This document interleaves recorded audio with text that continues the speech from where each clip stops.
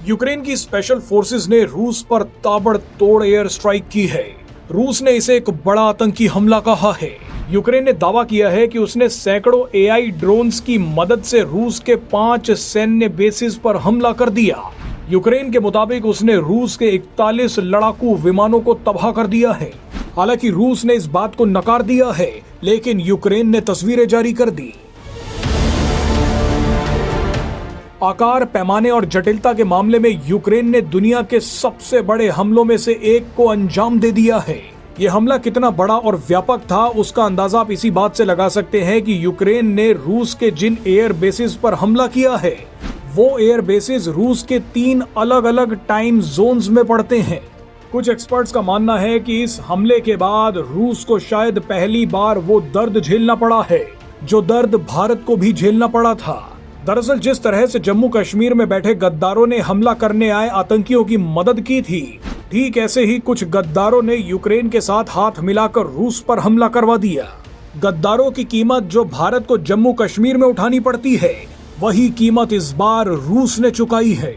आपको याद होगा कि भारत के पूर्व सीडीएस जनरल बिपिन रावत ने कहा था कि भारत की जंग 2.5 मोर्चों पर हो रही है। इनमें एक चीन है, दूसरा पाकिस्तान और 0.5 यानी आधे वो गद्दार हैं जो दुश्मन के वफादार हैं।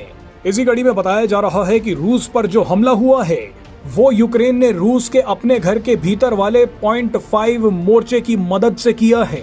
सूत्रों की माने तो यूक्रेन पिछले 18 महीनों से रूस में बैठे गद्दारों के माध्यम से अपने ड्रोन्स रूस के सैन्य ठिकानों के पास गुप्त स्थानों पर छिपा रहा था। इसके अलावा कई ड्रोन्स को ट्रकों में भर भर कर रूस के सैन्य बेसिस के पास लगा दिया गया।